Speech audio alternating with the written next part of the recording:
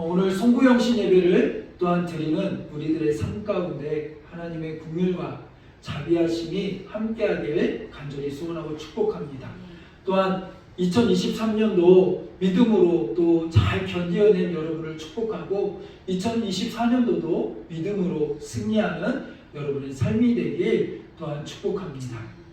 2024년도 어떤 말씀으로 시작을 할까? 어떤 말씀으로 함께 나눌까? 여러 가지 묵상을 하며 여러 시간 여러 날을 고민하다가 여러분과 함께 나누고 싶은 말씀은 오늘 민수기 6장 22절에서 27절의 말씀입니다. 이 말씀은 아론의 축복이라고도 합니다. 근데 저는 오늘 이 말씀의 제목을 하나님의 바램 이렇게 정했는데, 그건 뭐냐면 오늘 이 말씀을 읽다 보면 하나님의 바램, 하나님이 원하시는 것은 우리를 향한 하나님의 축복이다, 이것을 깨닫게 됐어요. 그러니까 하나님이 늘 우리를 향하여 원하시는 그것은 뭐예요? 축복하기를 원하신다라는 거죠. 여러분이 믿음으로 이것을 잘 또한 마음에 새기고 2024년도를 바라보며 또 믿음으로 나아갈 때 힘들고 어려움이 또 있을 수 있고 또 내가 생각지 못했던 그런 거센 풍랑과 같은 일들이 나에게 몰아친다 할지라도 여러분 잊지 마세요. 하나님은 여러분을 사랑하시고 여러분을 축복하기를 원하신다는 거예요. 이것은 그냥 저의 얘기나 여러분에게 듣기 좋으라고 하는 얘기가 아니라 오늘 하나님의 말씀입니다. 오늘 하나님의 말씀이 뭐라고 얘기합니까? 여호와께서 모세에게 말씀하여 이르시되 아론과 그의 아들들에게 말하여 이르기를 너희는 이스라엘 자손을 위하여 이렇게 뭐하라?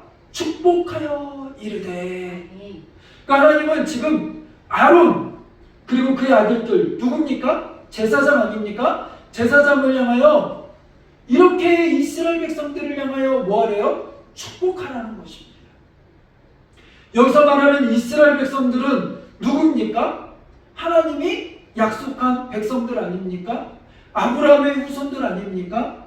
그들이 이제는 하나님의 때가 되어짐에 그들이 애굽에서 나와서 이제는 가나안 땅, 약속의 땅을 향하여 가고 있어요. 그런 이스라엘 백성들을 향하여 이제는 그들의 정체성을 분명하게 해주는 거예요. 나는 너희 하나님이 되고 너희는 내 백성이야. 내가 이것을 어느 날 순간 갑자기 이룬 것이 아니라 아브라함 때부터 이미 약속하여 아브라함에게 이미 내가 너희를 택하여 내 백성 삼는다라고 언약해 주셨어요. 그 언약 가운데 이들을 애굽에서 끄집어내셨어요. 그리고 그들을 향하여 이제는 내가 바람이 있는데 이들을 축복하기로 한다. 그러니 제사장들아 이제는 내 백성을 향하여 그 입을 열어 이들을 축복하라는 것입니다. 이것이 하나님의 뜻이에요. 근데 우리가 여기서 오해하지 말 것은 제사장들에게 축복하라고 했다고 해서 제사장들이 어떤 능력이 있는 것이 아니라 하나님이 제사장들을 통하여 하나님이 주시는 복을 하나님이 명하시는 복을 흘려보내기로 하나님은 그 뜻을 정하셨다라는 거예요. 그 뜻을 제사장을 통하여 선포되기를 원하셨다라는 거죠. 그렇기 때문에 모세를 향하여 명하시는 거예요. 모세야, 제사장들에게 이렇게 알려줘라. 그리고 제사장들이 해야 될 일이 뭐예요? 이제는 하나님이 원하시는 그 바램, 하나님의 뜻, 내 백성을 향한 나의 계획, 그것은 축복이다. 이걸 꼭 알려주기를 원한다. 이걸 꼭 선포하기를 원한다. 라고 말씀하시는 거죠. 오늘 이스라엘 백성들을 향한 하나님의 그 뜻이 또한 어디에 있습니까? 우리에게 있잖아요. 우리는 믿음으로 아브라함의 믿음의 자손들 아닙니까? 그래서 우리는 아브라함을 뭐라고 부르죠? 믿음의 조상이라고 부르잖아요. 우리는 예수 그리스도를 믿는 그 믿음, 그 믿음으로 이제 같은 언약의 자손이 되었고 하나님의 백성이 되었고 하나님의 언약 백성 안에 거하는 자녀들이에요. 그럼 이 말씀은 동일하게 우리에게도 적용되는 말씀이에요. 하나님의 백성들에게 하나님이 원하시는 뜻은 축복이에요. 오늘 여러분에게도 하나님은 뭘 하기를 원하신다고요? 축복하기를 원하신다. 그래서 오늘 우리 아까 찬양할 때 첫 찬양의 시작을 뭐예요? 여호와는 내게 복을 주시기를 원합니다. 축복의 찬양으로 그 시작의 문을 열었습니다. 2024년도 그 문을 축복으로 여러분의 삶의 문이 활짝 열리기를 간절히 소원합니다. 무덤과 같이 정말 공고하고 괴롭고 힘들었던 우리들의 삶이 모두 다 깨어져 버리고 이제는 그 모든 문을 활짝 열고 우리들의 삶에 축복이 열리기를 간절히 소원하고 축복합니다. 듣기만 해도 좋지 않습니까? 축복의 삶. 하나님이 우리를 향한 축복. 하나님의 뜻이라는 거죠. 별로 안 좋아요? 좋죠? 이 축복을 받아 누리길 원합니다. 그런데 우리가 그러면 여기서 하나 생각할 게 있어요. 그러면 주님이 원하시는 하나님이 하나님의 백성에게 주시겠다고 한 그 축복은 무엇인가? 도대체 하나님 주시는 그 복, 하나님의 바람으로 하나님 백성들에게 복을 주시기를 원하는데 그 내가 받아 누려야 될 그 복은 무엇인가라는 거예요. 우리가 보통 복 하면 돈, 명예, 성공, 내가 원하는 뜻대로 무언가 내 인생이 잘 풀리고 이루어지는 것. 올해는 하나님 내가 집 당첨되기 원합니다. 로또 하나 당첨돼서 돈이 확 쏟아지기 원합니다. 성공하기 원합니다. 내 자녀들이 좋은 대학 가기 원합니다. 뭐 여러 가지 등등. 그냥 생각만 해도 좋은 그런 여러 가지 일들. 그것이 세상에서는 뭐라고 얘기해요? 복이라고 그러고 아우 잘 풀렸어 이렇게 얘기해요. 그러나 우리가 기억해야 될 건 뭐냐면 성경에서는 그거 자체가 복이라고 얘기하지 않아요. 그거는 복의 하나의 현상은 될 수 있어요. 복받은 사람의 현상은 될 수 있지만 그 자체가 복의 증거나 복이라고 얘기할 수는 없다라는 거죠. 예를 들어서 하나님이 복을 주시고 하는 사람들에게는 그 표징으로 어떤 사람에게는 건강이 있을 수 있고 어떤 사람은 물질이 많이 생겨날 수도 있지만 물질이 많다고 해서 그들이 복받은 거다? 그들이 복된 인생이다? 이렇게 얘기할 수는 없다라는 거예요. 우리나라에서도 돈이 많은 경제적으로 갑부인 사람들이 있을 수 있어요. 그러나 그들 중에 하나님을 믿지 않는 이들이 있을까요? 없을까요? 있죠. 그러면 돈만 많다고 해서 돈이 우리의 복의 그냥 본질이라고 생각한다면 어떻게 하나님 믿지 않는 사람이 복을 받아 누릴 수 있지? 말이 되지 않아요. 그러니까 눈에 보이는 현상, 돈이 많다든지 인생 사회적으로 높은 지위에 올라갔다든지 그렇다고 해서 복받은 인생이라고 말할 수 있다 없다? 없다. 그것 자체가 복의 본질은 아니다 라는 것입니다. 우리가 그것을 꼭 기억해야 돼요. 그래서 내가 왜 질병이 건강하지 않고 때로는 질병이 올 수도 있어요? 나는 복 안 받은 건가? 저주받은 건가? 그렇게 생각하면 안 돼요. 바울만 해도 어때요? 자신의 병을 위하여 병 낫기를 계속해서 간구했지만 하나님이 뭐라고 말씀하셨어요? 병을 고쳐주시는 것이 아니라 내 은혜가 족하다. 그러면 바울은 복받은 인생이에요? 저주받은 인생이에요? 우리는 잘 알잖아요. 그 인생은 복받은 인생이죠. 영광스러운 인생이죠. 그러니까 우리가 이것만 보더라도 우리는 깨달아야 돼요. 내가 원하는 대로 내 뜻대로 잘 풀려야지만 복받은 인생이 아니라 하나님이 주시는 복은 단순히 물질이나 세상의 성공이나 세상적으로 잘 되는 것 이것이 복이 아니라 하나님이 우리에게 주시기 원하는 복은 뭘까요? 하나님과 함께하는 거예요. 하나님의 백성으로 하나님과 함께 거하는 거예요. 하나님은 우리에게 복으로 무엇을 주셨냐면 하나님 자신을 주셨어요. 우리에게 예수 그리스도로 인한 그 생명을 주셨고 그 생명으로 인하여 우리를 구원하여 하나님의 자녀 삼아 주셨고 하나님과 함께 거하며 하나님과 함께 동행하며 우리의 인생을 이제는 하나님의 품격에 맞춰서 하나님의 품 안에 거하는 복된 인생이 되게 하셨어요. 그러니까 참된 복은 무엇입니까? 하나님과의 관계 속에서 하나님의 뜻이 무엇인지 분별하며 하나님을 알아가는 것. 그것이 복이에요. 그래서 이스라엘 백성들에게도 호세아 선지자가 뭐라고 얘기합니까? 그들이 망한 이유가 있어요. 그들이 잘 안 되는 이유가 있어요. 그건 뭐라고 이야기합니까? 왜 그랬대요? 여호와를 아는 지식이 없습니다. 여호와를 아는 지식이 없으므로 그런 인생이 되었다라는 거예요. 그런데 그들이 잘 된다라는 건 무엇입니까? 그들이 잘 될 때는 어떤 때예요? 하나님을 온전히 인격적으로 알아가고 경험하고 그 하나님 앞에 인격적으로 반응할 때예요. 다윗이 점점 강성해질 때가 있어요. 언제 그렇게 강해졌습니까? 하나님이 함께할 때예요. 여러분 그걸 꼭 기억하시기 바랍니다. 요셉을 여러분 기억하십니까? 요셉은 집에서 귀하게 사랑받으며 편애를 받을 정도로 그렇게 예쁨을 받던 요셉이었어요. 그러나 그가 이제는 형들에 의하여 노예로 팔려가게 됩니다. 애굽으로 팔려가게 되고 그의 신분이 이제는 귀여운 사랑스러운 아들이 아니라 노예가 되어지고 종이 되어져요. 보디발의 집에 팔려가서 거기서 종의 신분으로 전락해버려요.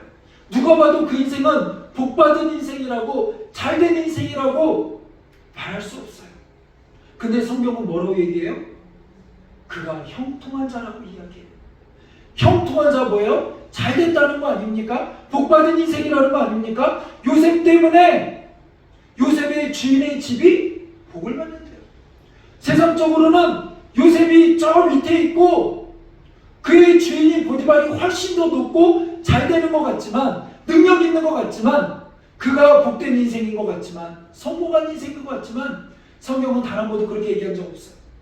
누가요? 요셉이 복된 인생이고 요셉이 형통한 인생이고 요셉 때문에 누가 복을 받아요? 그의 주인이 보디발이, 그 가정이 복을 받는다라는 거예요. 왜 그렇습니까? 하나님이 누구와 함께 하시기 때문에요? 요셉과 함께 하시기 때문에. 그 요셉 안에 하나님의 뜻과 계획과 하나님의 영광이 있기 때문에 그래요.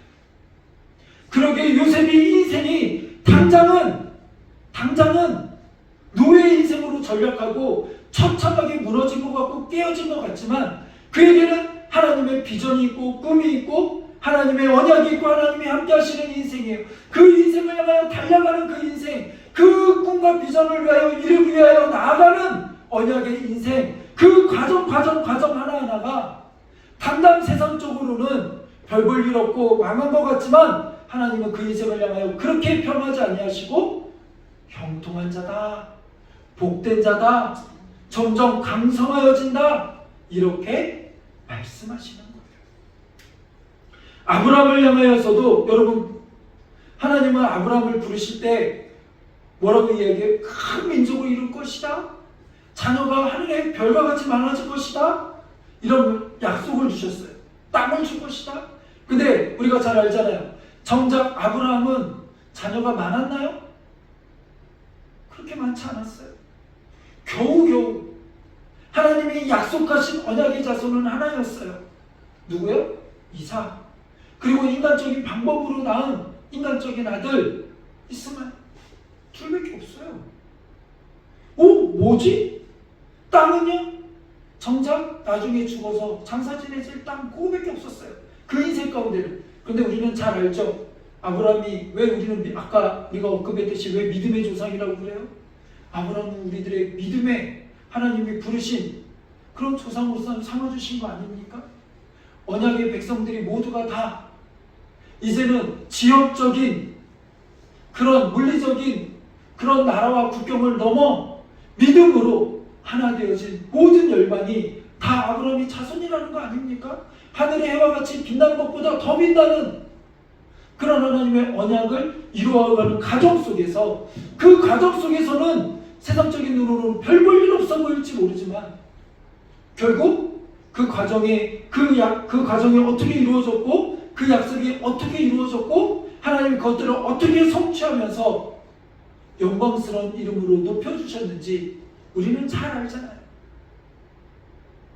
하나님은 그 모든 계획들과 그 뜻을 또한 우리에게도 주셨는 줄로 믿습니다. 그 꿈과 비전을 향하여 나아가는 우리의 인생 가운데 하나님이 함께 하신다면 그 인생은 바로 뭐예요? 복된 인생이라는 거예요. 그 하나님이 함께 하실 때 그 인생 가운데는 꿈과 비전이 생기는 거예요. 이스라엘 백성들 가운데 이제는 애굽에 종살이하며 노예로 있을 때 그들은 단순히 그냥 여기서만 벗어나는 것, 이 힘들고 어려운 상황 속에서 벗어나는 것, 이 공고함 속에서 벗어나는 것, 이것이 소원이었을지 몰라요. 그러나 그 기도를 들으시고 하나님은 그들을 향하여 거기서 건져내는 것뿐만 아니라 그들을 통하여 하나님의 나라와 하나님의 영광과 하나님의 꿈과 비전들을 이루어 가시는 걸 꿈꾸게 하셨어요. 그들에게 하나님의 영광을 주셨다라는 거예요. 하나님의 비전을 주셨다라는 거예요. 그런 그들이 바로 뭐예요? 복된 민족이고 복된 인생이라는 거죠. 오늘 우리에게도 그런 축복이 임한 줄로 믿습니다. 그래서 옛날에 누가 유명한 한 분이 그런 얘기 하셨죠. 우리가 돈이 없지 가오가 없냐 뭐 이런 얘기처럼 우리 안에 세상적인 환경에 세상의 가치로 보여지는 그런 거는 없다 할지라도 우리 안에 무엇이 있어요? 믿음이 있잖아요. 우리 안에 하나님의 언약이 있잖아요. 하나님의 약속이 있잖아요. 하나님의 말씀이 있잖아요. 우리에게 약속하신 신실하신 하나님, 변함이 없으신 하나님, 그 하나님이 오늘 우리에게 하나님의 뜻은 이런 거야, 나의 마음은 이런 거야 라고 분명하게 알려주시잖아요. 뭐라고요? 내 백성을 축복하기를 원한다. 나는 내 백성을 축복하기를 원한다. 내 백성을 축복하라. 오늘 그 축복 가운데 그 축복을 받아 누리는 그런 백성이 누굽니까? 우리라는 거잖아요. 여러분이고 저와 여러분 아닙니까? 그 은혜를 이제는 받아 누리고 선포하고 나아가는 2024년도가 되기를 간절히 소원하고 축복합니다. 그럼 하나님은 아론과 그의 제사장들에게, 그의 아들들에게 뭐라고 그의 자손들을 축복하기를 원하셨습니까? 24절입니다. 여호와는 내게 복을 주시고 너를 지키시기를 원하시며. 하나님은 하나님의 백성을 어떻게 하신대요? 지키신대요. 우리를 홀로 두지 아니하시고 하나님이 지켜주신대요. 성경에 보면 곳곳에 하나님이 우리를 지키신다는 말이 얼마나 많이 나옵니까? 대표적인 말씀들 많지 않습니까? 이사야서 3장에도 내가 불 가운데를 지날 때, 물 가운데를 지날 때 어떻게 한대요? 우리를 지켜주신다는 거 아닙니까? 기가 막힌 웅덩이에 빠져서 정말 죽을 수밖에 없는, 웅덩이에 빠져 죽을 수밖에 없는 다윗의 인생, 그 인생 가운데 다시 고백하며 선포했던 건 무엇입니까? 사망의 음침한 골짜기를 걷는 것과 같이. 아니 지금은 사망의 음침한 골짜기예요. 다 끝난 것 같아요. 근데 그 상황 속에서 다윗의 고백은 무엇입니까? 여호와의 지팡이가 나를 안위하시며 나를 푸른 초장으로 인도하시는 하나님, 결국은 나를 푸른 초장에 누이시며 실만한 물가로 인도하시는 하나님, 그 하나님이 우리 하나님 아닙니까? 그 하나님이 그렇게 다윗을 지키셨다는 거 아닙니까? 그렇게 이스라엘 백성들을 지키셨다는 거 아닙니까? 그러니까 나중에는 그들이 깨어지고 나라를 빼앗기고 포로로 잡혀가는 그러한 수치와 어려움을 당하는 상황 속에서도 하나님 뭐라고 약속하십니까? 내가 너희를 회복하리라. 하나님 어떻게 해요? 나라도 깨어지고 우리에게 능력이 없는데요, 아무런 힘이 없는데요, 우리의 힘으로 할 수 있는 게 아무것도 없는데요, 아무런 소망이 없는데요, 우리에게는 군사력도 없고 나라를 회복할 힘도 없고 능력도 없는데요, 나 여호와가 아니라. 그러면서 하나님 어떻게 해요? 에스겔 골짜기로 데리고 가잖아요. 메마른 뼈들을 보여주며 이들이 살 것 같냐? 아유 하나님, 메마른 뼈가. 근데 그것들이 살아난 환상을 보여주시잖아요. 그러면서 어떻게 해요? 정말로 이스라엘 백성들이 나라를 회복하고 그 나라가 다시 재건되는 것들을 우리는 역사의 흐름 속에서 보게 되잖아요. 근데 이것이 우연이 아니라 누구의 말씀대로 이루어졌다고요? 하나님의 말씀대로. 하나님이 말씀하신 대로 이루어졌다라는 거예요. 그와 같이 하나님이 오늘 우리에게 말씀하시는 거예요. 내가 너를 지키리라. 내가 너를 지키리라. 그 하나님이 우리를 지키신다라는 거예요. 나를 고아와 같이 가부와 같이 버려두지 아니하시고 하나님이 우리를 지키십니다. 그래서 하나님 그 약속을 지키기 위하여 이제는 우리 안에 보혜사 성령 하나님을 또한 보내주신 것 아닙니까? 2024년도 나아갈 때 두렵고 힘들고 어려움이 있을 수 있어요. 그러나 그때마다 여러분, 나는 혼자가 아니라 나를 지키시는 하나님이 계심을 우리는 기억하시길 간절히 소원하고 축복합니다. 25절입니다. 여호와는 그의 얼굴을 내게 비추사 은혜 베푸시기를 원하시며.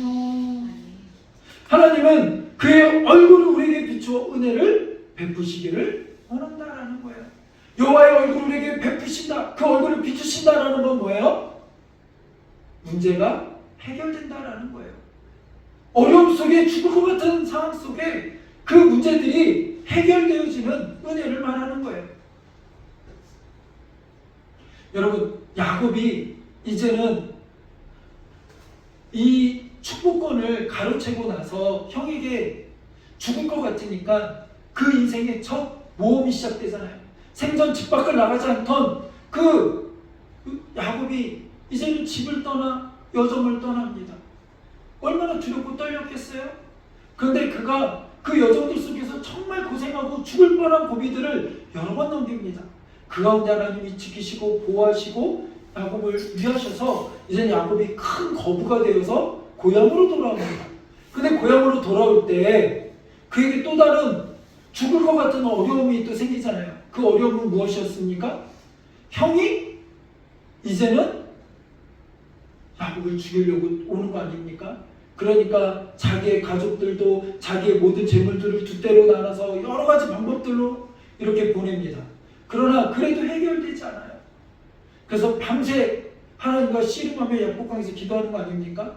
그리고 나서 그 다음에 자기의 죽을 것 같던 그 상황, 그 모든 환경으로 나아가잖아요. 자기를 죽이려고 했던 그 형, 그의 형의 얼굴을 보는데 그때 터져나온 야곱의 고백이 무엇입니까? 하나님의 얼굴을 보는 것 같다. 그전에는 죽음의 환경이었지만, 죽음의 여건이었지만 그것이 하나님의 얼굴로 바뀌는 은혜, 문제가 해결되어지는 역사, 그 모든 것들을 바꾸시는 분, 그분이 누구예요? 우리 하나님이라는 거죠. 그분이 그 얼굴을 향하여 우리에게 비춰주신다라는 거 아닙니까? 우리의 문제를 너 혼자 해결해봐, 너 혼자 잘해봐가 아니라 하나님이 친히 해결하여 주신다라는 거예요. 하나님이 친히 우리를 향하여 그 은혜의 비틀기를 비춰주신다라는 거예요. 그래서 26절에 보면 이렇게 말씀하시잖아요. 여호와는 그 얼굴을 내게 향하여 드사 뭐하기 원하신다고요? 평강 주시기를 원하노라. 아멘. 평강 주시기를 원하노라. 평강은 무엇입니까? 샬롬. 전쟁에서 죽을 것 같은 상황 속에서, 모든 상황 속에서 하나님이 우리를 어떻게 해요? 건지시고 지키시는 은혜. 그 축복이 오늘 우리의 삶 가운데 임하기를 간절히 소원하고 축복합니다.